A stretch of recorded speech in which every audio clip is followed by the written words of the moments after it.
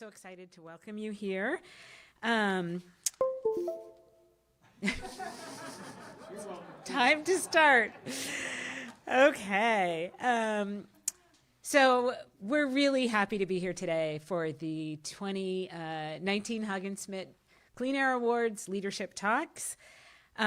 Considered the Nobel Prize in Air Quality Achievements, the Haagen-Smit Clean Air Awards are named for CARB's first chairman, the late Dr. Ari Haagen-Smit, who is best known as the father of air pollution control for linking the smog in Southern California to automobile emissions in the 1940s and 50s. Dr. Ari Haagen-Smit, a native of the Netherlands, was a leader in developing air quality standards based on his research efforts. He was a graduate of the University of Utrecht and a biochemistry professor at the California Institute of Technology in Pasadena for 16 years before beginning his air pollution research in 1948. At Caltech, Dr. Haagen-Smit studied the physiological aspects of natural products like rubber and pineapples. Okay, I'm not sure I understand what that is, but I'm going to talk to some of you afterwards and you can explain it. This work led to studies with his colleagues investigating the flavor components of wine, onions, and garlic.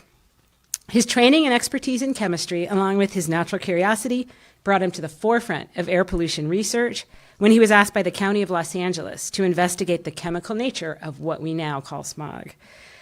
Noticeably different from earlier accounts of haze and dust in London, which was caused by coal, the eye-irritating haze in Los Angeles was brown and almost odorless. Dr. Haagen-Smit applied his technique of studying plant chemistry in enclosed, clear chambers exposed to sunlight to figure out what caused smog in Los Angeles basin. Through a series of experiments, he concluded that most of California's smog resulted from photochemistry, when substances in the exhaust from motor vehicles and the smokestacks of industrial facilities react with sunlight to create ozone. This breakthrough provided the scientific foundation for the development of both California's and the nation's and the world's air pollution control programs. In recognition of this contribution, Dr. Haagen-Smit received the National Medal of Science in 1973, the nation's highest scientific honor.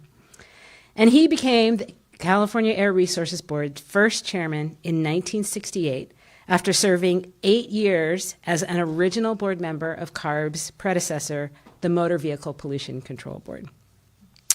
Dr. Haagen-Smit passed away in 1977, but his legacy lives on. Every year, with the Haagen-Smit Clean Air Awards, CARB recognizes individuals who embody Dr. Haagen-Smith's legacy through their achievements in research, environmental policy, science and technology, public education, climate change science, international leadership, and community service, including environmental justice. Through distinguished careers, these awardees have made outstanding contributions to improving air quality. They have influenced important changes throughout the United States and the world, protecting public health and the air we breathe. The Haagen-Smit Clean Air recipients for the year 2019 were announced shortly before the beginning of the pandemic in early 2020, but unfortunately the ceremonies and talks had to be postponed. So happily, we're finally able to introduce you today to these outstanding individuals whose work has so greatly contributed to protecting public health through their dedication, perseverance, and bold leadership. I would like to greatly thank 2019 awardee Dr. John Burks for attending in person, as well as Dr. John Balms for today personally representing the late awardee, Ms. Janice Nolan. I would also like to thank awardees Dr. Stephen Anderson, Dr. Jun Ji Kao, and Dr. William Demore, who, because they could not be here in person, have instead sent pre-recorded talks to share the highlights from their very important work. The Haagen-Smit Clean Air Leadership Talks are a unique and exciting way to learn about real-world air pollution problems and innovative solutions from individuals who have earned California's premier air quality award for their career contributions. And so I hope you enjoy our presentations. I'm now going to hand things over to CARB's Research Division Chief, Elizabeth Shealy, who will introduce each of the 2019 Haagen-Smit awardees. Thank you. Thank you, Chair Randolph, and thanks everybody for being here today. We're really pleased and grateful to have presentations from 5 of the 7 2019 Haagen-Smit awardees. First, we'll have an in-person presentation by Dr. Burks, followed by some information about 2 award recipients who were unable to join us today. Then I will introduce each of the other winners in turn before their presentation, some of which are pre-recorded. We'll be aiming to conclude around 3:30 p.m. The first 2019 Haagen-Smit Clean Air awardee is Dr. John Burks, who very fortunately can join us in person today. He's from the University of Colorado at Boulder. Dr. John Burks has advanced our understanding of Earth's atmosphere through more than 4 decades of research, teaching, and technological innovation. He deepened our understanding of atmospheric kinetics, called our attention to the dire consequences of human activities for Earth's stratosphere, and invented and applied technologies that substantially expanded the analytical scope of environmental chemistry. His early work on the chemistry of chlorine helped unravel the complex processes of stratospheric ozone depletion. And as co-developer of the theory of nuclear winter, Dr. Burks focused global attention on the catastrophic climate effects of nuclear warfare. A prolific technological innovator, Dr. Burks has developed a range of lightweight portable instruments that dramatically improve scientists' capacity to measure and analyze atmospheric air quality. For such dedicated service and achievements, CARB is honored to bestow Dr. John Burks with a Haagen-Smit Clean Air Award in the Science and Technology category. Welcome, Dr. Burks.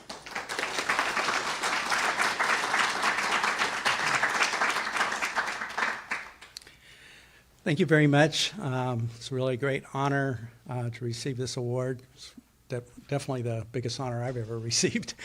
It's especially important because of Haagen-Smidt's work. I mean, when I was a graduate student, his work had only preceded me about 10 or 15 years, and I learned about it from my research advisor at Berkeley, Hal Johnston. Some of you may have known him. And also that it's awarded by CARB is especially important to me because of all the work CARB has done in air quality research and then regulations and so forth. I think I don't need to tell you that you've led the way in really improving air quality, not only in the United States, but around the world. Okay, so let me just start with the next slide. And let me figure out how to do this because I need to look at my, I need to look at these more than you do. So I'm going to focus, I only have about 10 minutes here to talk, but I'm going to focus on more recent work. But thought I would first just sort of outline what we did for 28 years, or what I did. These I call my academic years. These are when I was actually at the University of Colorado. I'm now emeritus professor from there, and I still interact some, but so I began my career in 1974, and that's the year that Mario Molina and Sherry Rowland discovered that CFCs would harm the ozone layer. So when I started my faculty position at the University of Illinois, that's the problem I worked on. I worked on chemical kinetics related to stratospheric reactions, and did that for about 16 years up to about 1990. And then, as was mentioned, in 1982, starting in 1981, I took a sabbatical with Paul Crutzen, he and Mario are both winners of this award, I understand. Paul Crutzen at the Max Planck Institute in Mainz, Germany. And he had been invited to update sort of what the effects of a major nuclear war would be on the atmosphere. Up until then, it was understood that it would destroy the ozone layer. And that was partly due to some work that I did as a graduate student. So I had worked on nuclear explosions before. So what we discovered, though, was that the real dangerous thing with nuclear war is not so much stratospheric ozone depletion, but really blocking of the sunlight from reaching the Earth's surface due to all the smoke that results from burning of cities and oil refineries and oil storage facilities and forests and so forth. So nuclear winter took up a big fraction of my time, starting in about 1982 to 1990 after the Soviet Union fell and we had made some treaties on nuclear weapons anyway. all the interest in nuclear winter sort of faded away, and you hardly ever hear anyone talk about it anymore. Then throughout this whole time, I did some stuff that's not necessarily related to the atmosphere, but worked with graduate students on what we call chemiluminescence and photochemical reaction detection and chromatography. So a large fraction of my graduate students actually worked on problems in detection in GC, HPLC, and SFC. Some of this was atmospherically related. Then around 1990 is when I got interested in vertical profiling. So we started using kites at first. A friend of mine had, Ben Bosley, who's a fellow of my institute series, had gotten interested in using kites to do meteorological profiles. And I said, well, we should measure chemicals as well, chemical species. So we started doing vertical profiling with kites, balloons, and light aircraft. So if you show me the next slide, this became the focus of my work from about 1990 on. And that was the vertical profile, either using a tether of a kite. So the kite would kind of be a sky hook. And then we had this inverted wing that if you put it 45 degrees to the wind, it would actually just blow up the string under drag. And if you turned it parallel to the wind, because it was an upside down wing, it would fly down the tether. So we could attach an instrument package to that and send it up and down the tether and do vertical profiling. Problem was almost, well, a large fraction of the time we went out to fly kites, there wouldn't be wind. So even though we would go to these places, it was supposed to be very windy. So we decided to always take balloons with us. So we'd use these meteorological balloons, and we would do the same thing. We would just winch the balloon in and out. And we could actually go up to like 25,000 feet. We actually set the world record for, getting a balloon up, I think, on a tether. But then we would also find that lots of times it was too windy for a balloon and not windy enough for a kite. So I finally just went and bought an airplane and got my pilot's license. Then I didn't have any more problems. Next slide. So the problem with vertical profiling was that the instruments were so big. And most of you will recognize this as a thermo ozone monitor. We erased off the labeling on it, so we use it in some of our promotional materials. So we developed, at the University of Colorado, actually, we developed this smaller ozone monitor, the Model 202, which we still make today. And we spun that off to a company that I co-founded with Mark Bollinger. Mark Bollinger had been a PhD in Fred Faisenfeld's group at NOAA and with Bob Sievers. So as you can see, we were able to get the ozone monitor down to about 5.5 pounds instead of 55 pounds, so an order of magnitude, dropped the power from 150 watts to 3 watts. And then eventually we decided we need to make it even smaller, so we made the personal ozone monitor.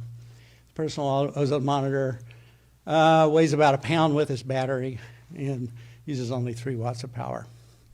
So that, got us into making instruments, lightweight, miniaturized instruments. So the next slide shows, and I'm going to go through and in detail describe each of one of these instruments for you.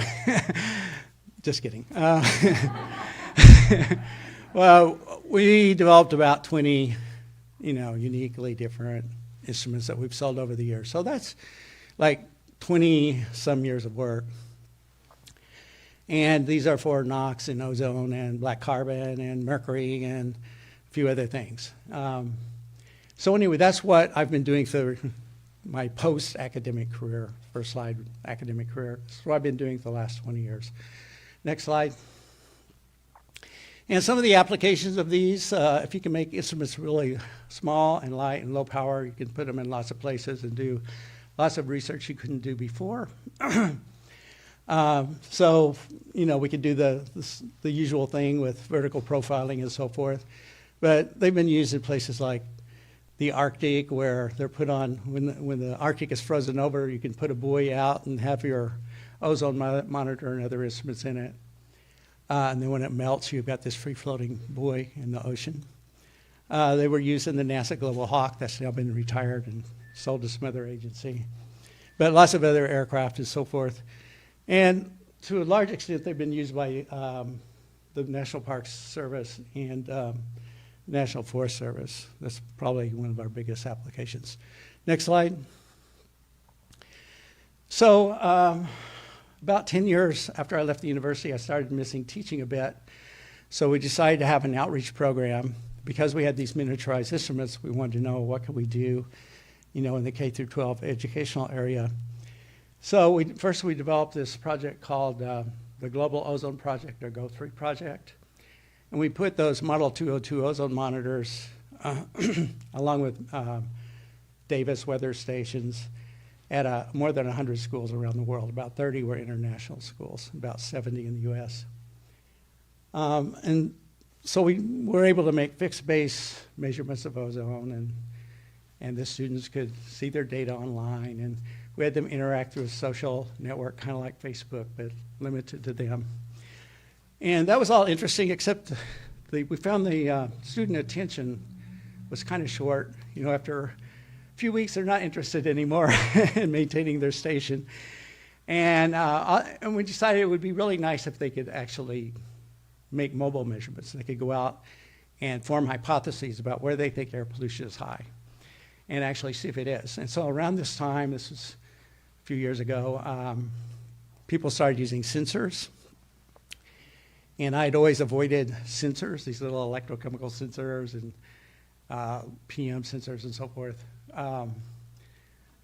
Always preferred miniaturized instruments, but I got dragged into this and kicking and screaming, and we decided to make a sensor-based instrument. So we made the personal air monitor, and we launched a program called AQTrex.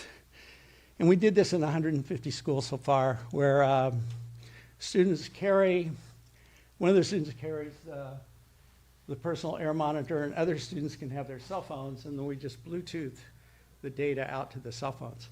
So kids can design a trek, go on the trek, see if, you know, if there really is more air pollution along the freeway or whatever, or near that chemical plant that they know about, to that oil refinery.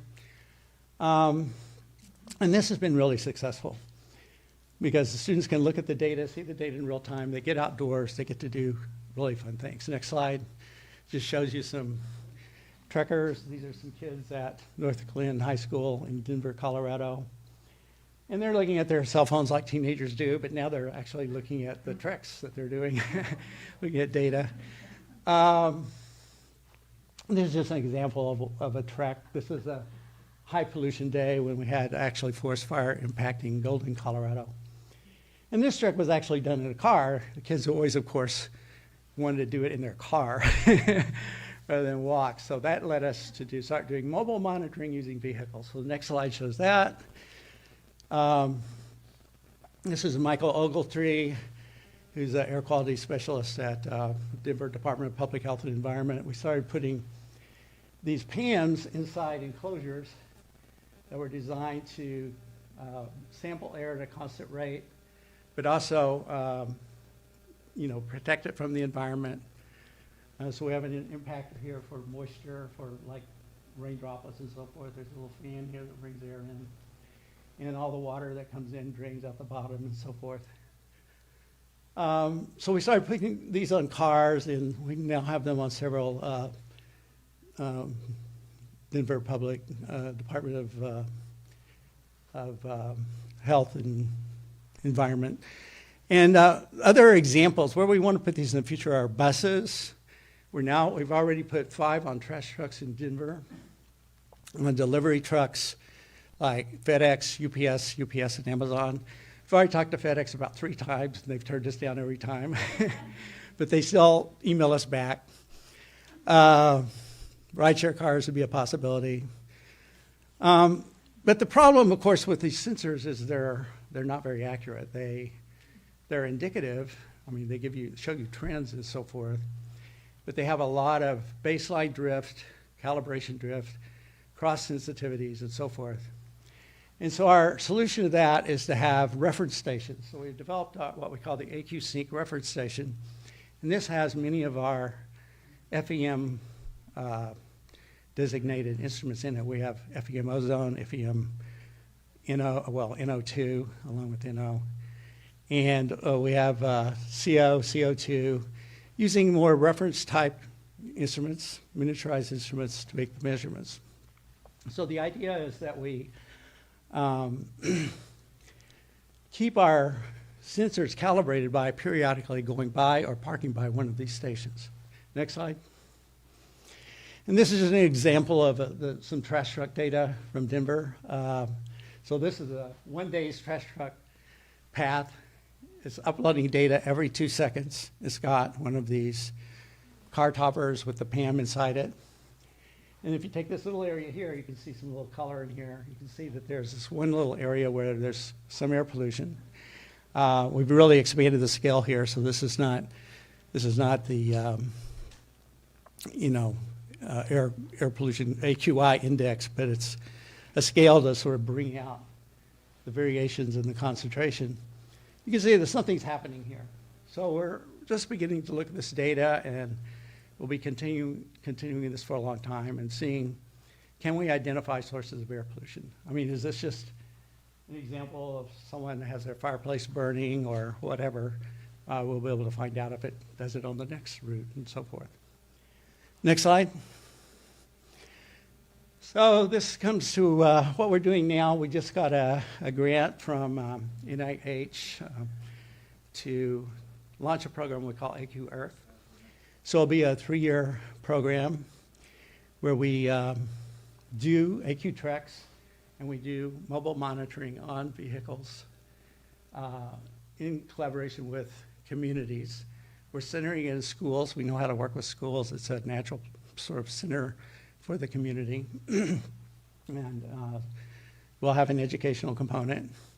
And then the data will be available to community groups, like environmental justice groups, parents, city decision makers, and just the general public will be able to log in and look at this data that's being generated in the city. Next slide.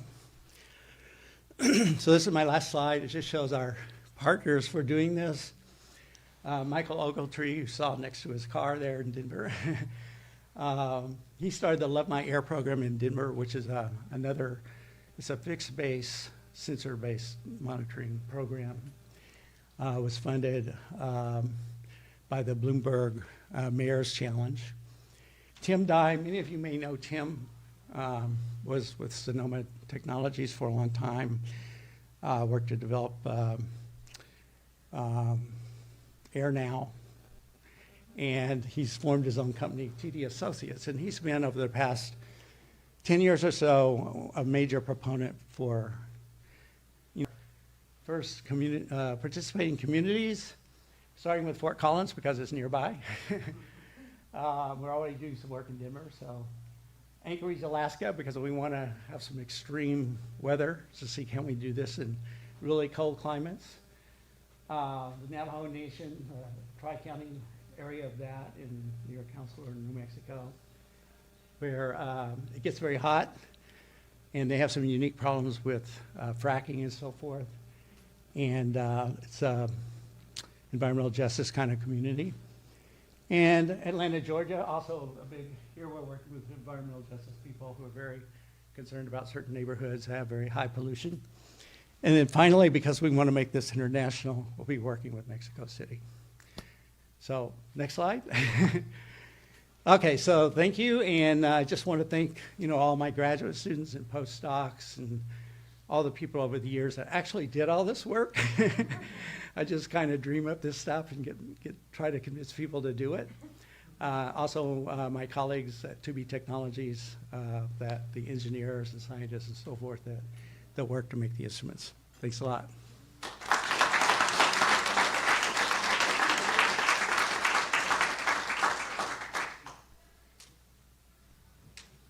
Yeah. Thank you, Dr. Burks. You probably are, maybe you are aware of AB 617 here in California. Mm-hmm. Your AQRF work could be used in our AB 617 communities. Yeah, we would love to do that if possible. It's kind of hard. Most of that money seems to go for administrative things, so, There's a community air monitoring component to Yeah. AB 617 yeah, and low-cost sensors. all right. And I know Tim Dye has worked a lot with that program. Yeah, So we just were having a conversation out on the patio about low-cost sensors and how Purple Air is doing PM2.5 for on the order of $250. mhm. Can we expect any ozone sensors anywhere near that price range in the anywhere near future? No.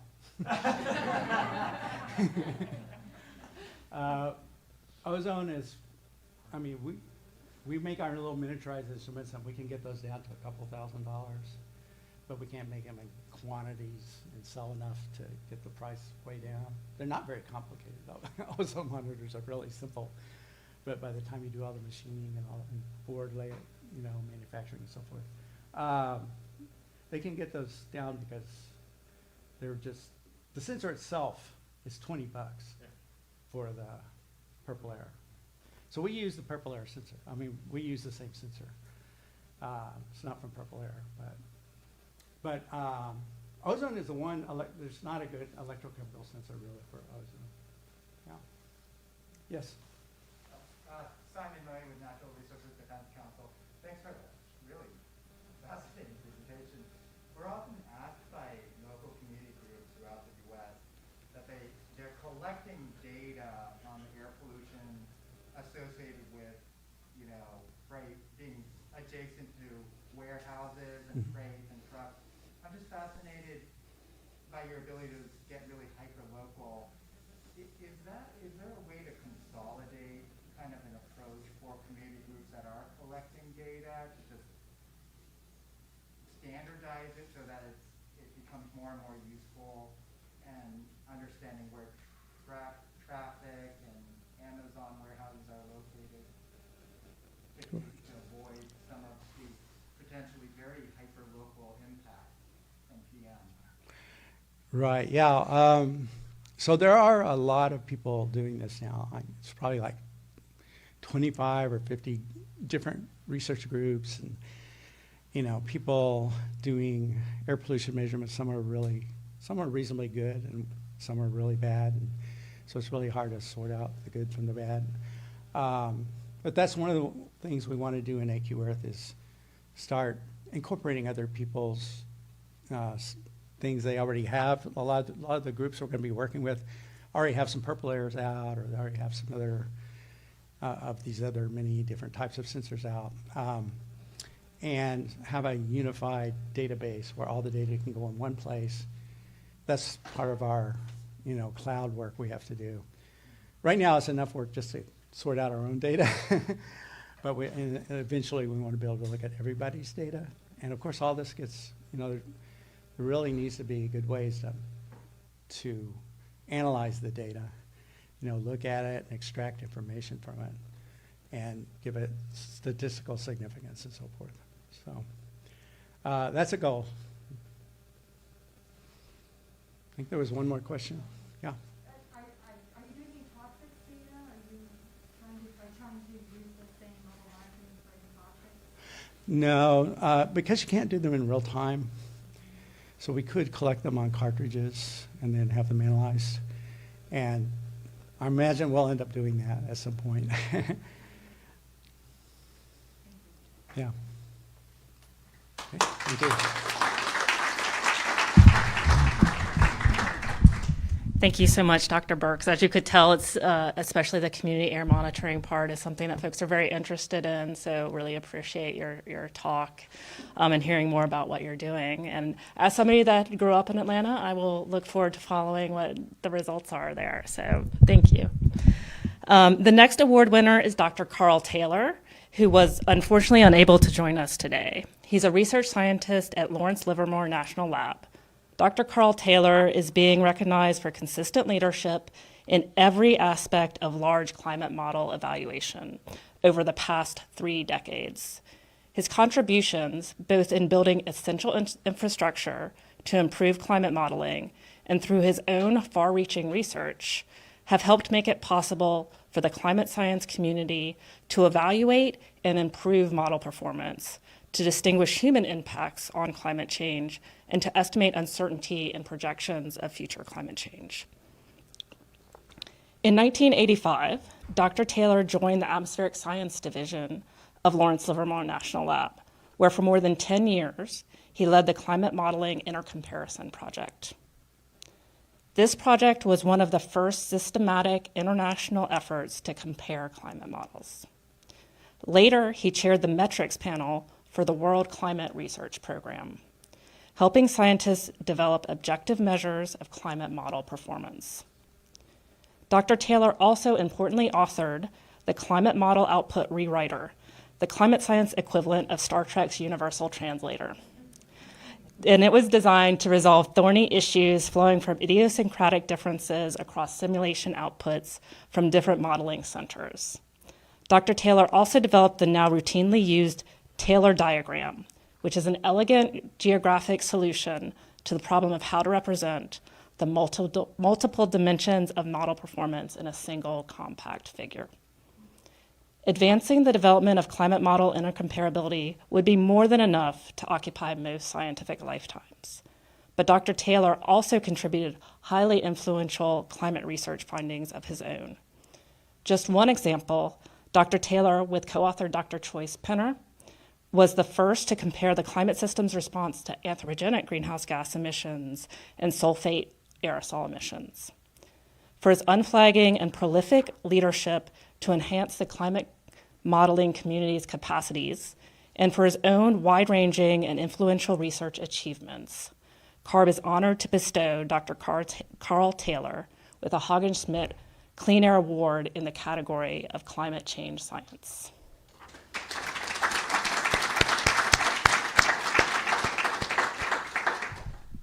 And try and get this to stay up a little bit. All right. So the next 2019 Haagen-Smit Climate Award recipient, who was also unable to join us today, is Ms. Joy Williams. She's now retired as Research Director for the Environmental Health Coalition. Ms. Williams devoted her professional life to empowering residents of low-income communities of color to protect their environments and themselves from the hazards of toxic pollution. For more than 30 years, she taught others to harness the power of science, community, and advocacy to defend the right of all races, cultures, and income levels to fair and respectful treatment in the development and implementation of environmental laws and policies. Thank you. In the late 1990s, as leader in San Diego's most pollution-burdened neighborhoods, Ms. Williams brought together community health advocates with researchers from UC San Diego and San Diego State University to co-author a health information survey. She recruited and trained local volunteers to execute the survey, collecting responses from more than 800 families. For the first time, this survey revealed elevated asthma rates among children living in neighborhoods near port facilities. These are very, very important findings. Ms. Williams also organized a local air quality monitoring program staffed by community. And they were volunteers, and this was all instrumental in prompting the Port of San Diego to ban the use of methyl bromide, which is an air toxic.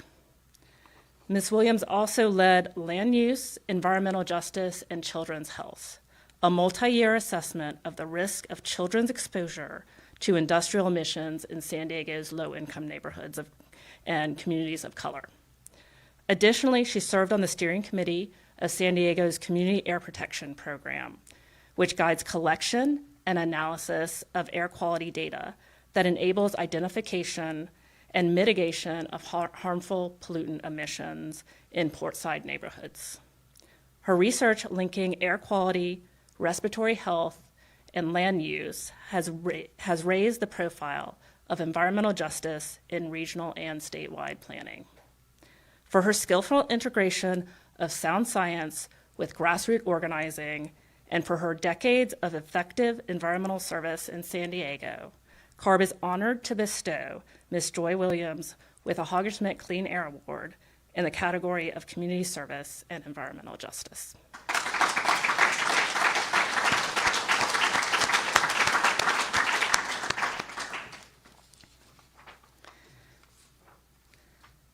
Sadly, CARB's 2019 Haagen-Smit awardee in the category of education, Ms. Janice Nolan, has passed away last year.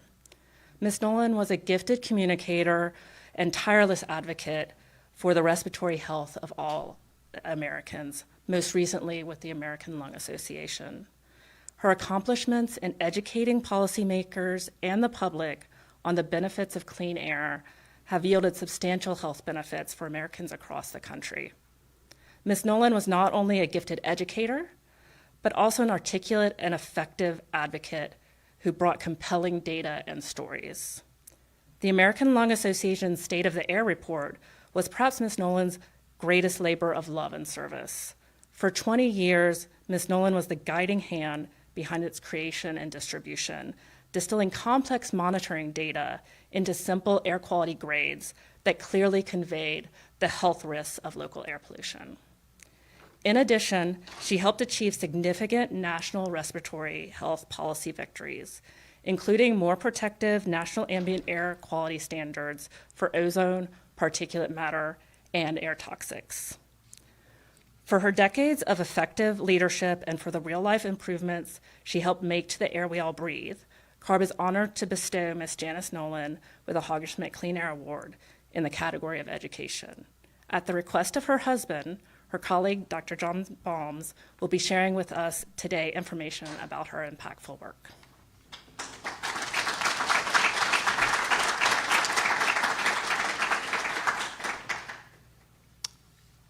Yeah, it's a great honor to be accepting this award for Janice Nolan, who was a good friend.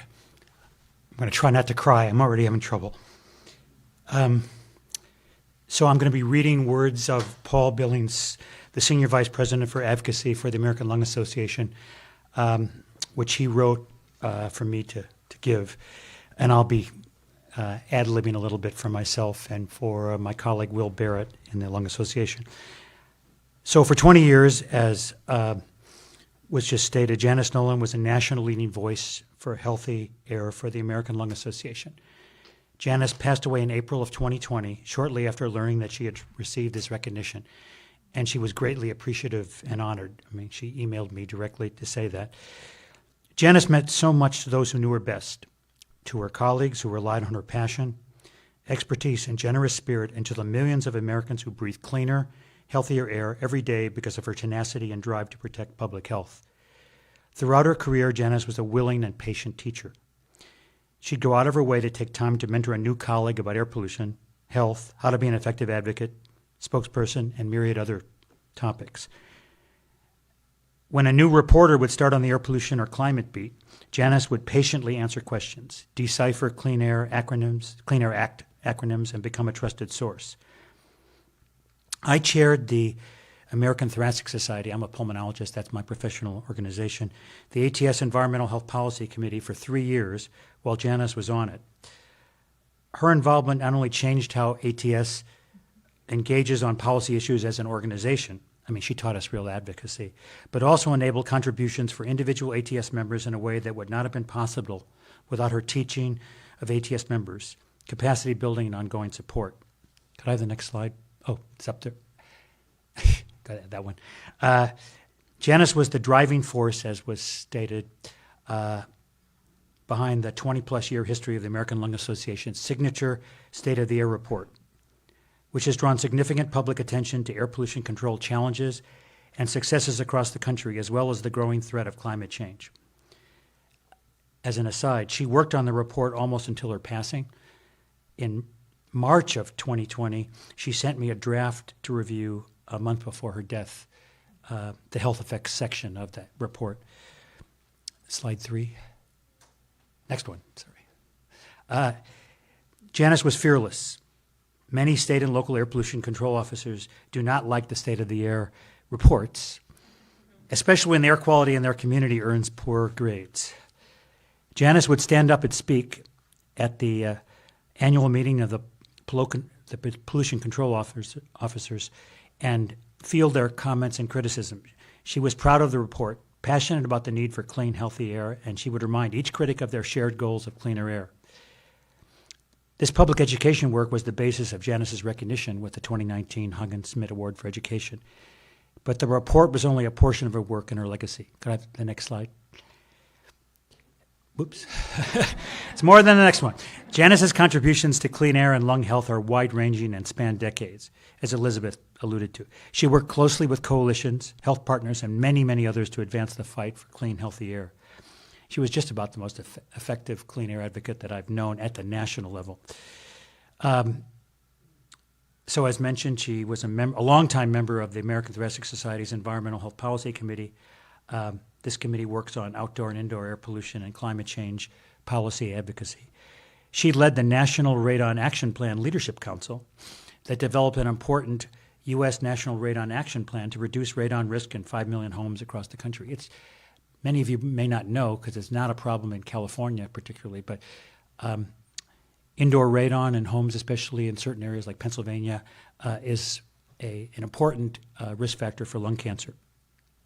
Janice served as the key public health voice on a U.S. EPA Clean Air Act Advisory Committee, not CASAC, that's the Clean Air Scientific Advisory Committee, but a different committee that was working to implement the 1990 Clean Air Act amendments. And then working with the Centers for Disease Control, National Center for Environmental Health, Janice co-led the development of a multi-stakeholder process that developed a national asthma public policy agenda in 2009. She also directed the Lung Association's actions in air quality regulatory advocacy and litigation with a strong focus on educating the public as she pushed regulators to tighten health protections. Some examples, as Elizabeth already mentioned, more protective national ambient air quality standards for ozone in 2008 and 2015, more protective national ambient air quality standards for particulate matter in 2006 and 2012, more protective mercury air toxic standards for coal and oil-fired power plants in 2011, Cross-State Air Pollution Rule 2011, and the Clean Power Plan of 2015. As a clean air educator, Janice was a nationally recognized authority on air pollution and sought after expert by many news outlets such as the Associated Press, ABC, CBS, NBC, Bloomberg, Forbes, CNN, NPR, etc. In 2016, she was recognized with the American Lung Association's highest staff honor, the Hoyt E. Deerholt Distinguished Professional Service Award for her outstanding contributions to lung health.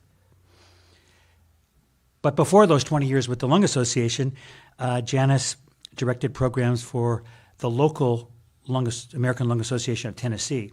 There she led the organization's air quality, asthma, and tobacco control programs, and she was even appointed to our sister agency, the Tennessee Air Pollution Control Board, the state policy and regulatory agency for air issues. Janice was deeply honored to receive the Haagen-Smit Award, and that I can attest to personally, and it was a wonderful bit of news to lift her spirits even as her health declined. She smiled and called friends and colleagues to share in the news and to celebrate their collective efforts. She was quick to tell her team that it was a shared recognition, that she was so humbled and touched by the large network of supporters who nominated her for this immense honor. In all transparency, I was one of the nominators. And you couldn't say no to Janice. She talked me into being a national spokesperson for the American Lung Association, another responsibility that I needed like a hole in the head. But you couldn't say no to Janice. So, of note, the American Thoracic Society wrote in support of Janice's nomination for the Haagen-Smit Award. Could I have the last slide? Yeah. Without Janice's national leadership, the authority of the Clean Air Act and EPA's fidelity to implementing and enforcing the air quality standards required by the Clean Air Act would be significantly diminished. The team at the American Lung Association takes pride in carrying on the work that Janice so loved. So a member of that team, known to many of you, Will Barrett, asked me to add a few of his own words. He said every time I called her, she would say, "Hello, friend."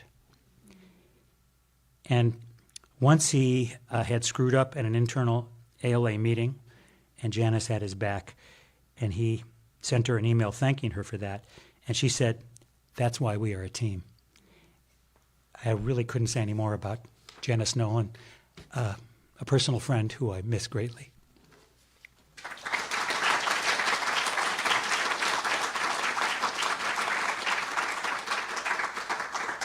Thank you so much.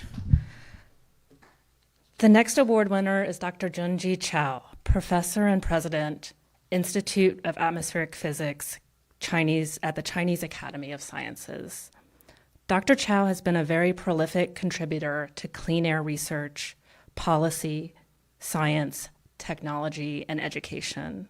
In particular, his work has helped to address air pollution throughout China, improving the health of millions while reducing emissions.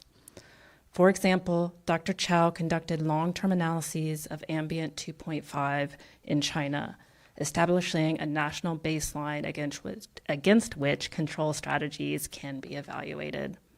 His research also formed the technical foundation for adoption of China's 2012 National Air Quality Standards for PM 2.5. At China's Institute of Earth Environment, Dr. Chow co-authored hundreds of influential papers and mentored over 150 young scientists. Moreover, he has successfully transferred innovative technologies from basic research laboratories to field demonstrations of cost-effective solutions, which you will hear about more in his presentation. CARB is honored to bestow Dr. Junji Chow with a Haagen-Smit Clean Air Award in the category of International Leadership. Unfortunately, he was unable to be with us here today, but we do have his talk pre-recorded.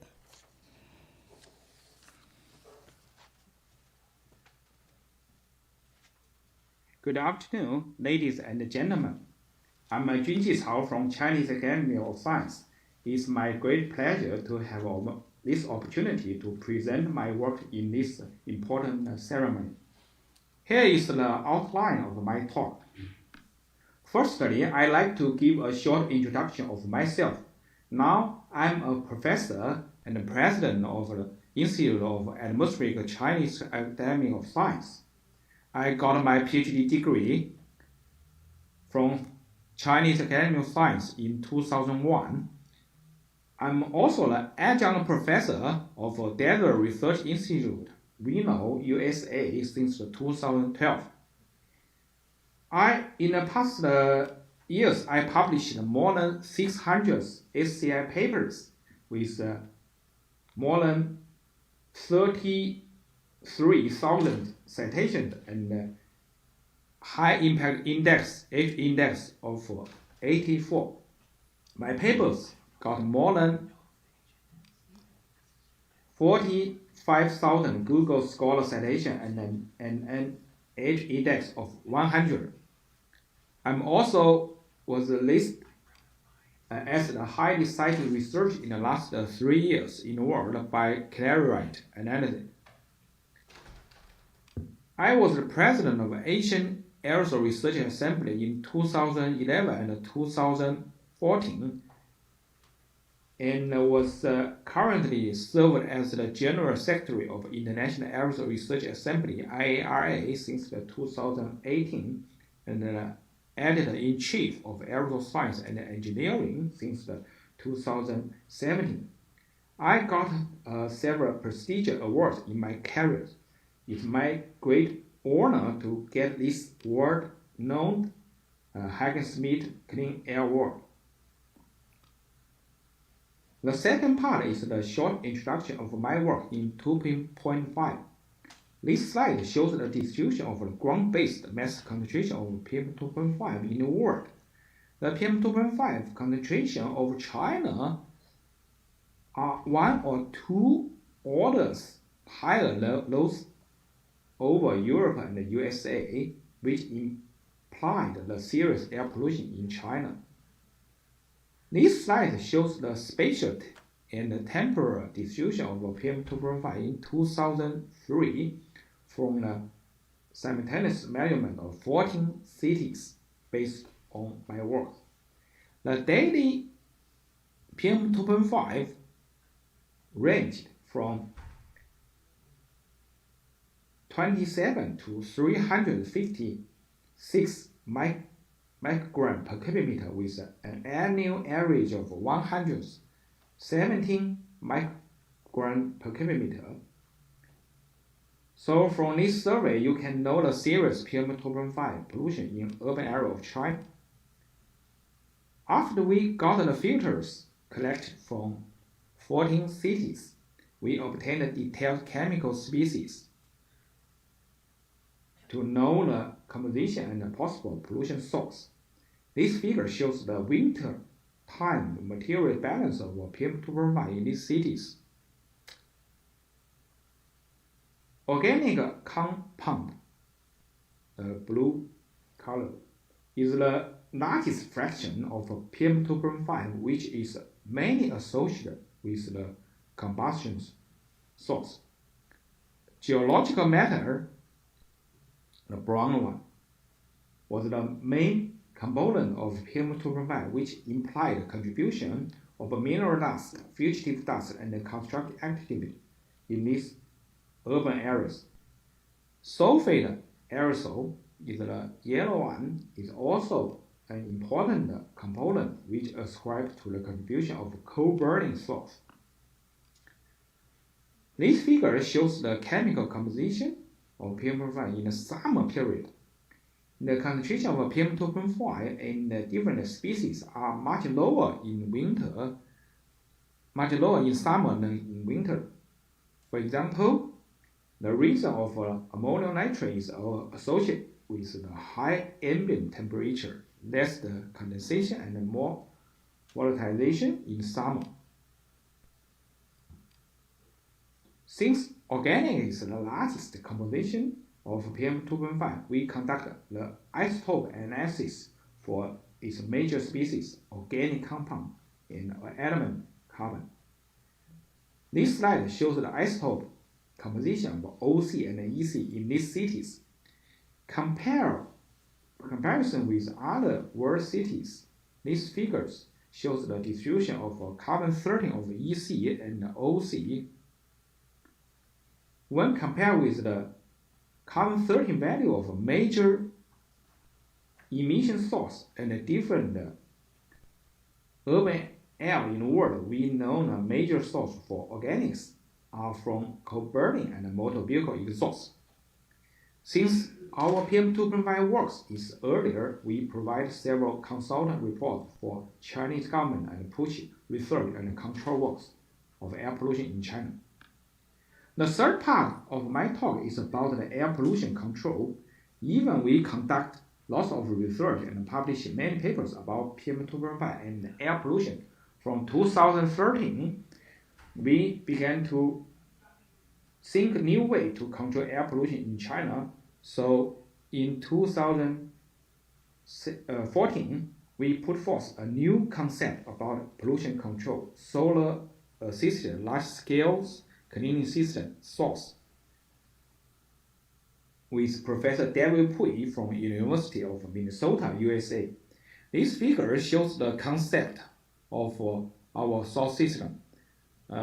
This figure shows the design framework of our source demo system in Xi'an. This the chimney of height is about 60 meters, and the glass shelter area is about 2,500 square meter.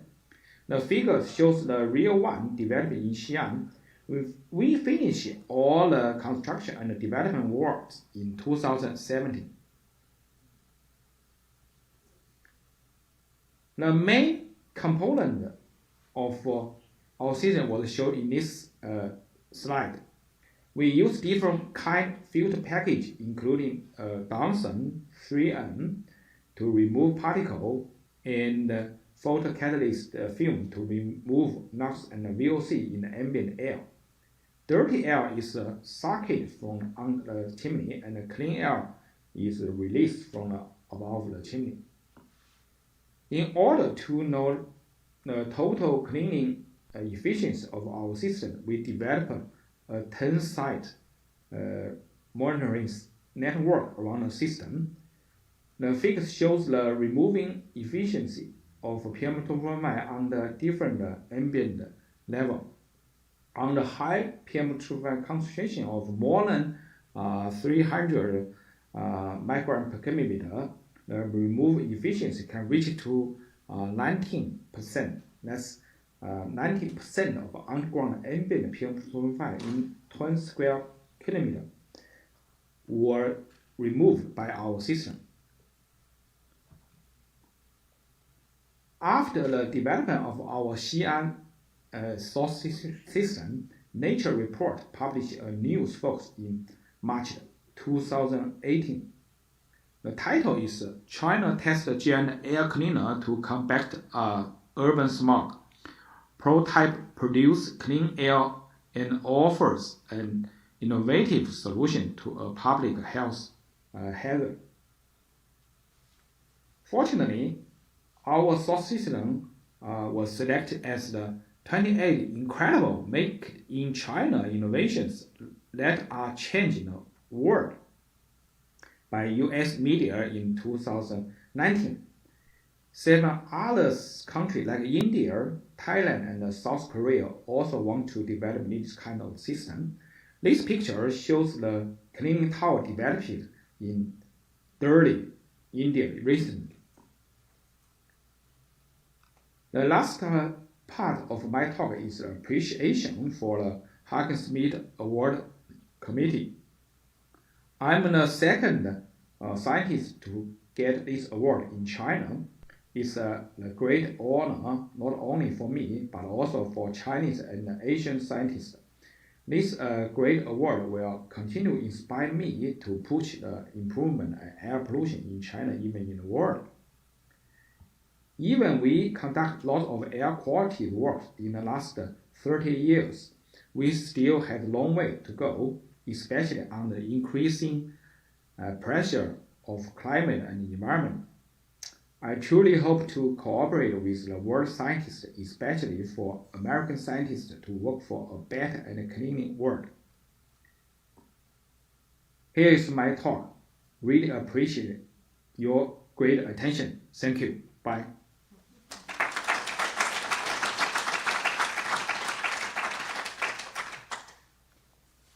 And a thank you to Dr. Chow for sending in that very interesting presentation.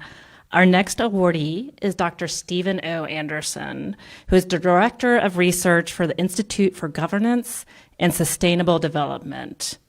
Dr. Stephen Anderson's service to the global environment and his many achievements span more than 4 decades. A coalition builder without equal, in 1987, he founded and co-chaired for 25 years the Montreal Protocol Technology and Economic Assessment Panel, engaging industry partners in voluntarily developing alternative technologies needed to phase out production and use of ozone-depleting substances across multiple industries. Beyond his central role in establishing the Montreal Protocol's initial protections of Earth's stratospheric ozone layer, Dr. Anderson demonstrated extraordinary courage, foresight, and tenacity in realizing that treaty's potential to actually control climate-changing emissions as well. In 2019, he authored a paper that projected the climate impacts of the expanded use of hydrofluorocarbons in the developing world, and which ultimately led to a global phase-down of HFCs enshrined in the 2016 Kigali Amendment to the Montreal Protocol. Dr. Anderson embodies optimism, fairness, and productivity, and has inspired countless others to solve problems initially thought intractable, if not impossible to solve. CARB is honored to bestow Dr. Stephen Anderson with a 2019 Haagen-Smit Clean Air Award in the policy category. Unfortunately, he was unable to be with us here today in person, but we do have his talk pre-recorded.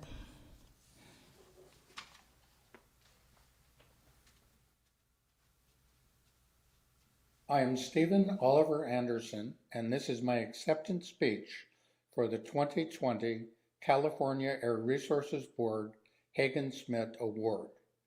Thank you, CARB, for allowing me to express my appreciation remotely for the award and briefly explain why I consider this such a high honor. The award is an occasion for me to recall what I have done, and the award has inspired me to do more. My story as an atmospheric activist began when I was a graduate student at University of California, Berkeley.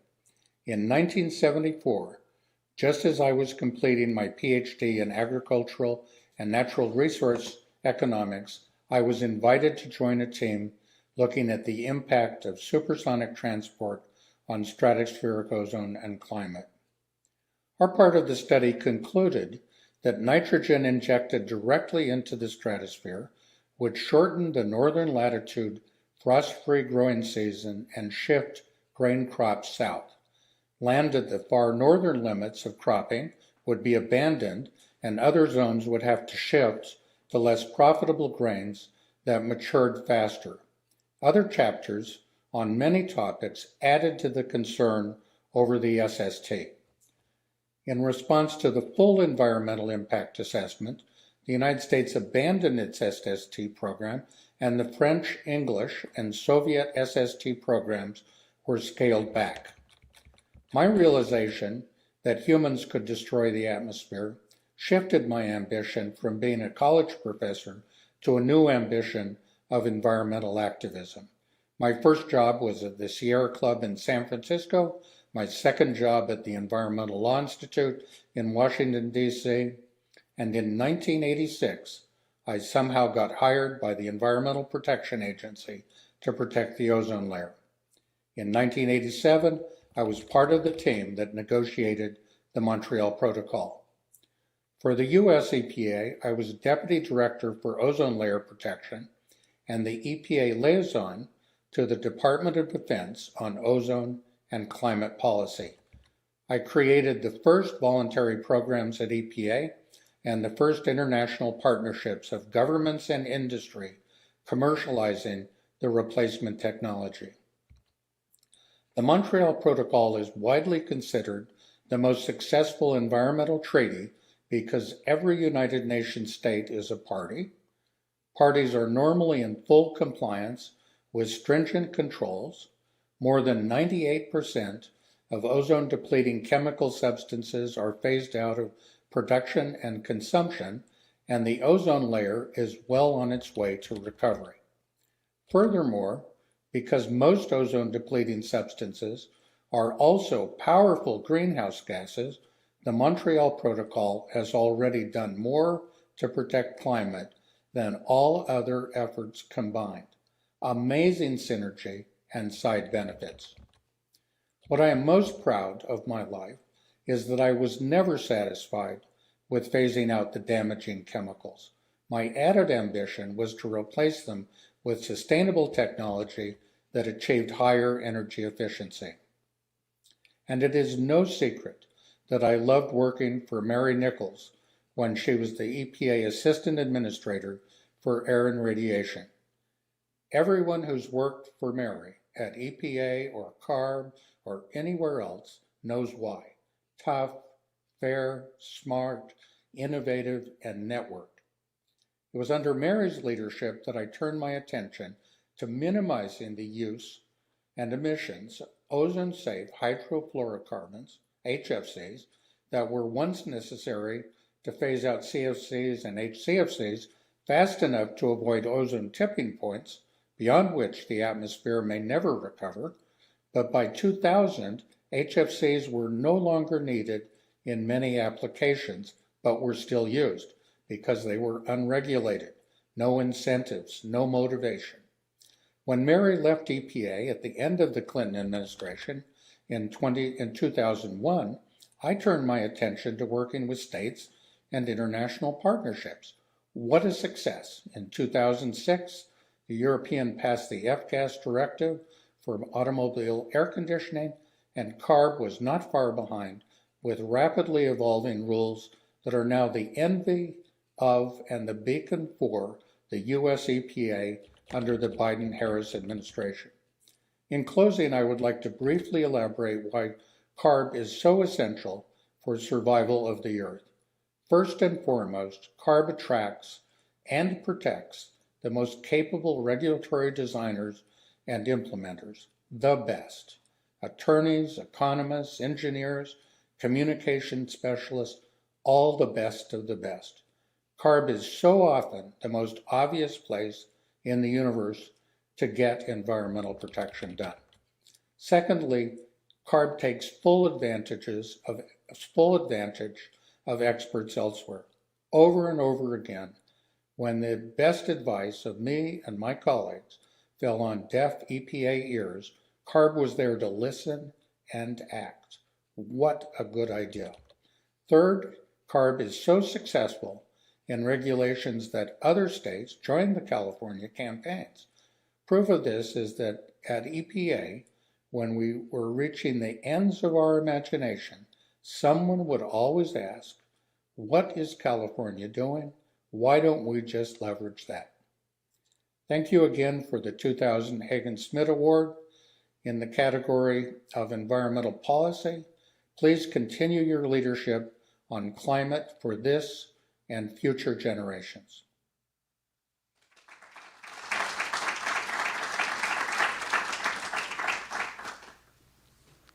I want to thank Dr. Anderson for that great presentation. And as somebody whose group still works on trying to reduce HFCs, I really appreciate the work he's done to really set that groundwork and all the kind words he sent in the video about the work we do here in CARB as well. Next, I'm happy to introduce Dr. William Demore, who is considered the elder statesman of atmospheric chemistry and is now retired as senior scientist at the Jet Propulsion Laboratory. Dr. Demore's lifetime contributions to the measurement and modeling of atmospheric ozone cannot be overstated. He spent more than 4 decades at Caltech and JPL in leadership roles after graduate school and postdoctoral training at those institutions. In the early 1970s, Dr. Demore was recruited to help build NASA's Upper Atmosphere Research Program, created by Congress to study depletion of the stratospheric ozone layer. Dr. Demore chaired NASA's panel for data evaluation, which produced recommendations that brought much-needed consistency to the modeling of stratospheric ozone depletion. Dr. Demore also guided the process that importantly identified the most accurate way to measure ambient levels of atmospheric ozone. Regarded by his peers as a true gentleman, Dr. Demore helped resolve many controversies among highly qualified scientists by providing impartial guidance and prioritizing data integrity and unbiased interpretation. For his calm, steadying influence and his many substantive contributions to the atmospheric chemistry of ozone, CARB is honored to bestow Dr. William Demore with a Haagen-Smit Clean Air Award in the category of research. Unfortunately, Dr. Demore was unable to be with us, but we do have his talk pre-recorded.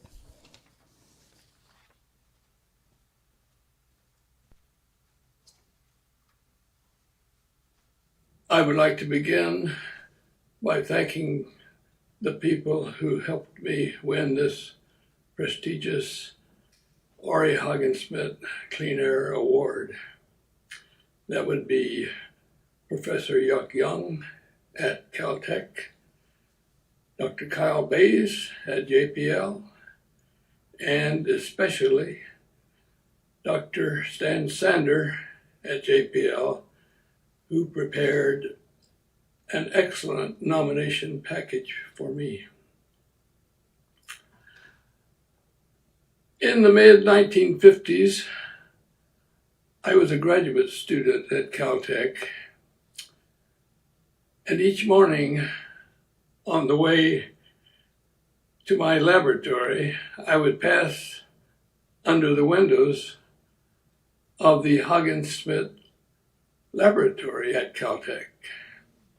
You could tell that laboratory by the fact that there was a gaggle of tubes sticking out the window, sampling the ozone, which was quite prevalent at that time, obviously. I was working actually on ozone in an indirect way, using photolysis of ozone as a source of atomic oxygen. When I later went to work at the Jet Propulsion Laboratory, I was able to continue that work, focusing mainly on the chemistry of singlet atomic oxygen, which is produced in the photolysis of ozone in the ultraviolet. Now, O-singlet D, that atomic oxygen, is viciously reactive. That's not so commonly recognized. But that atomic oxygen will literally burn nitrogen. Not many things will do that. The product is nitrous oxide, but that nitrous oxide is formed so thermally excited that it decomposes in the atmosphere to 100% efficiency. Now, how do we know nitrous oxide is an intermediate? Well, you can isolate it if you run, you can isolate some of it if you run that reaction at photolysis in liquid nitrogen, or better still, cryogenically glassy nitrogen at 20 degrees Kelvin, which I actually did. Now, this work on O-Sigma-D was good from an academic point of view. It was publishable and all that sort of thing. But my program managers at NASA headquarters began to wonder why they were supporting this little guy at JPL working on ozone of all things. Well, it happens that fate came to my rescue in the form of the Supersonic Transport Program, the SST. Professor Harold Johnston at California, Berkeley, suggested that nitric oxide from the SST exhaust in the stratosphere might cause decomposition of the ozone layer to some extent. Well, FAA established a program to investigate problems of that sort. It was called the Climatic Impact Assessment Program, CIAP.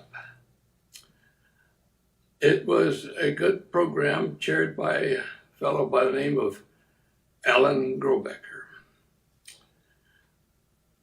Well, NASA was anxious to cooperate with FAA in programs of that sort. So in that connection, I was called to headquarters to explain why what I was doing could be relevant to the FAA program. Well, Alan Grobecker attended that presentation, and at the end, he gave it the thumbs up. So my future was secured, at least for the time being. Now, it's purely speculation on my part, but at the time, the NASA Space Shuttle program was preparing to launch space shuttles. And I suspect that they had seen how much trouble the SST got into because of possible environmental effects in the stratosphere. And so they decided they ought to do an environmental impact study for the space shuttle. They got some scientists at Goddard Space Center to prepare a questionnaire, which they sent to various scientists in the NASA organization who might know something about ozone. That questionnaire contained information about what the exhaust products from the space shuttle are. A lot of water vapor, for one thing. But also included in that list was the fact that the space shuttle on each launch would deposit 200,000 pounds of hydrogen chloride in the stratosphere. Now, being familiar with the ozone literature, I was aware that in 1935, R.G.W. Norrish in England had demonstrated that chlorine is death on ozone, catalytically death on ozone. So in my response to the questionnaire, I wrote back and I said, don't worry about the water vapor. The atmosphere is dripping with water. But you might think about that chlorine, that hydrogen chloride, which comes from the ammonium perchlorate oxidant. Well, some of the scientists at Goddard, I suspect the same ones who prepared the questionnaire, picked up on that. At least I think so. And began to present some studies at meetings about some papers about the chlorine effect. Well, the space shuttle people were not happy about that at all. But wise minds prevailed, and they established an upper atmospheric research program, UARP, we called it UARP. It's a good program to study stratospheric chemistry in general with emphasis on chlorine. Well, I like to think, and I'm pretty sure, that the space shuttle program, the UARP program itself, would have discovered the Freon problem with respect to ozone depletion, because the next question to be asked would have been, what are other sources of chlorine besides that hydrogen chloride? And Freon would have been noticed. Well, as it happened, Sherry Rowland and Mario Molina, with their eventual Nobel Prize winning suggestion, pointed out that chlorine from Freon would be a problem. So, of course, at that point, the space shuttle was pretty much off the hook, so to speak, with regard to the chlorine problem, and because the emphasis shifted to Freon, such as Freon 12. Now, the only thing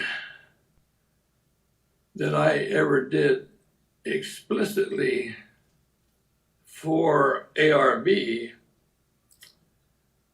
was to serve around 1975 on an ad hoc committee that was appointed by the board, the ARB board, to resolve a problem that had emerged. The ionometric methods for ozone monitoring in smog used by the ARB and also EPA differed somewhat chemically from the method used by the Los Angeles Air Pollution Control District. The ARB and EPA methods gave a value that was 30% higher than the Los Angeles people. the Los Angeles group were taking something of a beating, particularly in the press, being in effect accused of minimizing the ozone problem in smog. To my mind, 30% wasn't a big enough difference to worry much about. But the excellent ARB technicians explained to me that that difference had legal implications and had to be resolved. Well, on this ad hoc committee, there were 5 of us. Since I had no prior affiliation with any of the agencies, I was elected chairman. We decided that given the complexity of ionometric chemistry and the fact that we didn't understand that difference, that we would compare the results in very systematic, organized intercomparisons against a photometric method of ozone measurement in smog.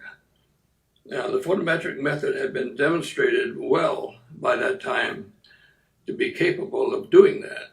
And since it's based only on the ozone cross-sections, it's quite straightforward. So we did conduct these tests, and to our surprise, and to the dismay of some people, it turned out that the Los Angeles people were correct. The ARB and EPA methods were 30% high. This was received graciously by but not happily, but gracefully by the ARB people. EPA, not so much. And as a consequence, the photometric method was adopted and the ionometric methods discarded. For a short time, my humble laboratory at JPL served as virtually a worldwide center for ozone calibration. We had people coming from all over to our humble laboratory to make those intercomparisons. Well, that was my service to ARB, and I would conclude by thanking again the people who helped me get this award, and to Holly Jessup for her help in preparing the presentation. Thank you.